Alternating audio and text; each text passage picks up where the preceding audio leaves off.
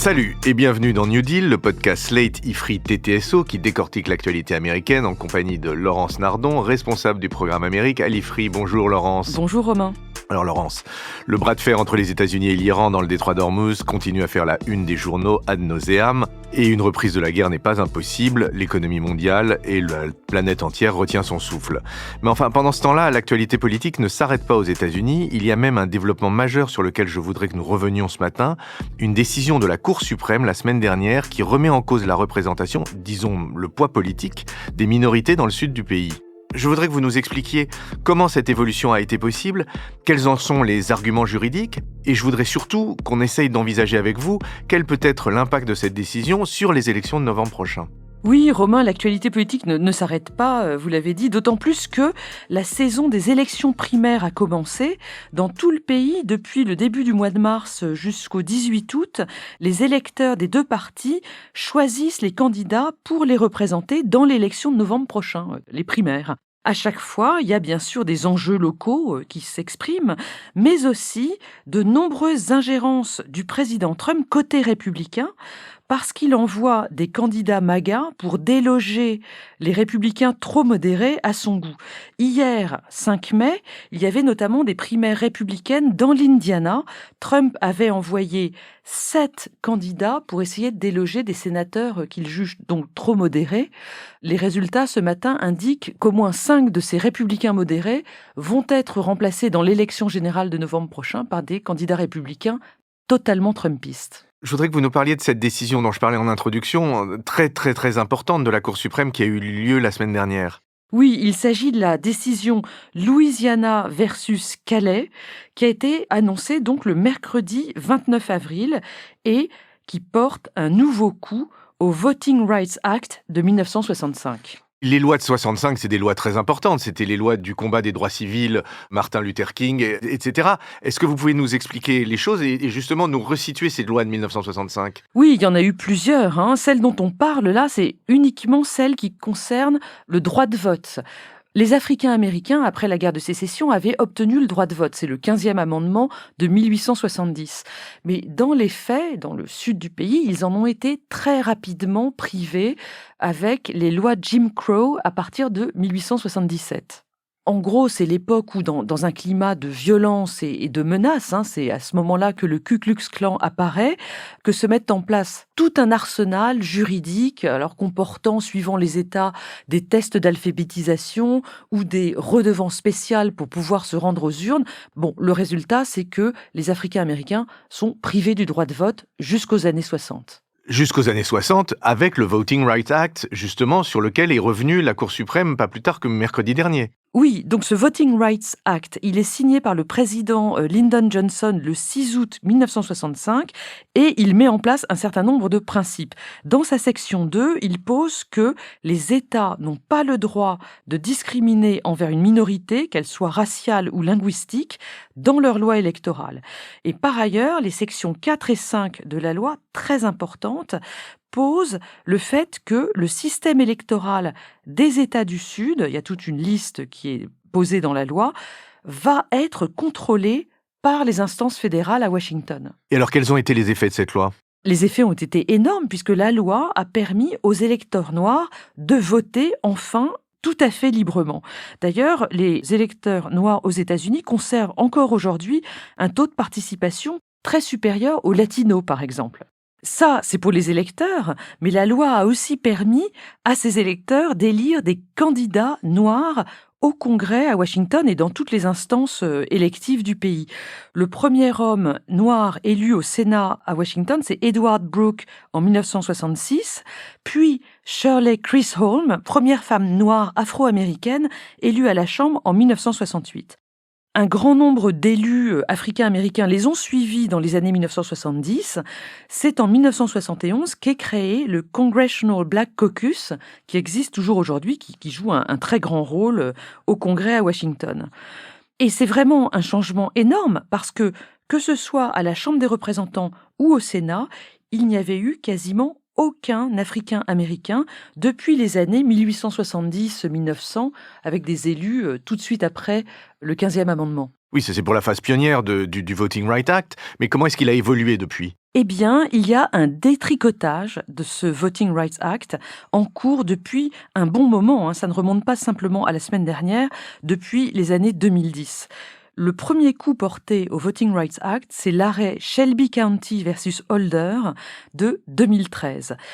Dans cet arrêt, la Cour suprême a considéré que le statut spécial des États du Sud, dont, on l'a dit, le système électoral devait obtenir une autorisation préalable des autorités fédérales, ce qu'on appelait la pre-clearance, eh bien, ce système n'était plus nécessaire et donc, désormais, inconstitutionnel. C'est les sections 4 et 5 de la loi. Donc les États du Sud échappent au contrôle de Washington ? Tous les États en fait du pays échappent désormais au contrôle de Washington dans l'établissement de leur loi électorale. Et les effets n'ont pas tardé.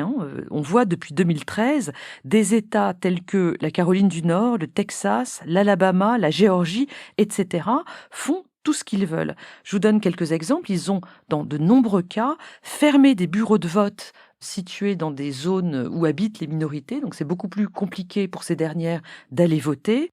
Dans d'autres situations, on demande désormais des pièces d'identité avec photo. C'est le permis de conduire. Beaucoup d'Américains précaires n'en ont pas. Et puis, dernier exemple, la mise en place de conditions très compliquées pour s'inscrire sur les listes électorales. Donc ce qui là encore trie, si on peut dire, les plus précaires et donc les minorités. Mais la décision de la semaine dernière, c'est encore un step further, autre chose. Oui, c'est une décision qui concerne la Louisiane. Au lendemain du recensement de 2020, donc le dernier recensement décennal, la Louisiane s'est vue confirmer ses 6 sièges à la Chambre des représentants à Washington et le recensement a aussi posé qu'il y avait un tiers d'habitants afro-américains dans l'État. Selon le Voting Rights Act, pour que personne ne soit discriminé dans son vote, il fallait donc qu'il y ait 6 circonscriptions dans l'État, 4 représentant les électeurs plutôt blancs, et 2 représentant les électeurs plutôt noirs. Comme ça faisait 2 tiers, 1 tiers, ça représentait la population de l'État. Jusqu'alors, la Louisiane avait 5 circonscriptions blanches, on va dire, et une seule noire. Il fallait donc changer les choses. Je vous passe les détails des différentes cartes électorales et des différents recours qui sont intervenus entre 2020 et aujourd'hui. Mais bref, la Louisiane avait fini par adopter une carte électorale avec 4 et 2 circonscriptions, comme on vient de le dire, en janvier 2024. C'est cette carte que la Cour suprême, donc dans sa décision du 29 avril, a jugée inconstitutionnelle. À ses yeux, cette carte, avec 4 circos blanches et 2 noirs, constitue un cas de découpage électoral abusif, ce qu'on appelle le gerrymandering. Merci Romain, sur des critères raciaux injustes. Mais qu'est-ce qu'elle donne comme justification à ce jugement ? Eh bien, la Cour suprême utilise les mêmes arguments que ceux qu'elle avait utilisés dans Shelby County de 2013. Elle explique que les temps ont changé depuis l'adoption du Voting Rights Act en 1965. Désormais, il n'y a plus de différence raciale dans le Sud et donc on ne peut plus découper les circonscriptions sur ces critères. Ces critères sont devenus injustes dans le monde de 2026, selon la Cour suprême. On voit bien effectivement le biais de la Cour suprême là-dessus, parce que ça revient à nier des discriminations très réelles dont sont victimes les populations noires aux États-Unis, en particulier dans les États du Sud. Mais d'un autre côté, faire des découpages sur des critères raciaux, pour nous Européens et particulièrement pour nous Français, c'est complètement contraire à notre manière d'envisager la démocratie, et en particulier construire la République. Nous, c'est l'universalisme républicain, on ne discrimine jamais sur la race, sur le sexe, sur l'appartenance philosophique ou religieuse. Oui, c'est contre-intuitif pour nous, en effet. Ce qu'il faut garder à l'esprit, c'est que aux États-Unis, le critère racial a toujours été utilisé. Pendant les années de ségrégation raciale, il a été utilisé contre les Noirs dans le sud du pays. En 1965, le Voting Rights Act a utilisé également le critère racial, mais en l'inversant pour avantager les populations noires, enfin, ou en tout cas pour leur donner des vrais droits pour une fois. Un petit peu comme l'affirmative action. Oui, la discrimination positive. Exactement. Et donc, ce qu'on voit aujourd'hui, c'est que la décision Calais essaye de supprimer ces critères raciaux une bonne fois pour toutes, mais le résultat dans le contexte américain, c'est que ça va supprimer la représentation politique des Noirs de Louisiane. Mais donc, en supprimant les critères raciaux, est-ce que, à contrario, d'une certaine manière, la Cour suprême ne se montre pas elle-même raciste ? C'est le résultat qu'on va très certainement observer, mais il me semble qu'il y a aussi une autre explication au-delà de ces histoires de couleur de peau, puisque la décision Calais cherche avant tout à avantager les républicains contre les démocrates dans les prochaines élections en novembre 2026. L'objectif politique est peut-être tout aussi important qu'un objectif raciste. D'ailleurs, la décision a été prise sur des lignes idéologiques par la Cour suprême, les 6 juges conservateurs contre les 3 juges progressistes. Il faut dire que dans les 6 juges conservateurs, il y a un juge noir, qui est le juge Clarence Thomas, et qui vote toujours sur des positions très à droite. Absolument, et c'est ça qui me fait dire que la décision Calais est peut-être plus politique que raciste. Elle participe en réalité des tentatives de Donald Trump pour dérailler ou influencer le résultat des élections de novembre. Parce que si c'est la Cour suprême qui est à la manœuvre, elle est la Cour suprême de Donald Trump depuis les 3 nominations qu'il a opérées pendant son premier mandat. Donc cette décision toute fraîche, comment est-ce qu'elle va se traduire immédiatement ? Dès le 4 mai, ce lundi, la Cour suprême a ordonné l'entrée en vigueur immédiate de sa décision, c'est-à-dire l'invalidation de la carte électorale de Louisiane, permettant un redécoupage d'urgence avec 5 circonscriptions blanches et une seule circonscription noire, si vous avez bien suivi ce que je disais tout à l'heure, avant les élections de novembre prochain. Et donc, il y aura très vraisemblablement un élu républicain supplémentaire venu de Louisiane à la Chambre des représentants en janvier 2027. Donc ça valide votre théorie du fait que ce soit avant tout une manœuvre électorale avant d'être une manœuvre raciste. Oui, enfin les deux ne sont pas incompatibles dans le monde dans lequel nous vivons. Or, l'invalidation immédiate de la carte crée une confusion totale puisque certains électeurs ont déjà commencé à voter dans les primaires de Louisiane. Il y a des primaires de Louisiane qui se tiennent le 16 mai pour désigner les candidats qui pourront se présenter pour chaque parti en novembre prochain. Mais il y a un vote anticipé pour ces primaires qui s'est ouvert le 2 mai. Oui, et alors il s'est ouvert sur la carte qui a été invalidée par la Cour suprême. Exactement, la carte avec 4 circos blanches et 2 circos noirs. Eh bien, les derniers décomptes montrent que 42 000 personnes, 42 000 Louisianais ont déjà voté dans ces primaires. Pour rien, finalement. Oui, puisque leur vote ne peut pas être compté puisqu'il est intervenu sur des circonscriptions qui ne valent plus. Et c'est pas terminé puisque d'autres États du Sud, comme l'Alabama, le Tennessee et la Géorgie, réclament à leur tour le droit de redessiner leur carte électorale en urgence avant les midterms.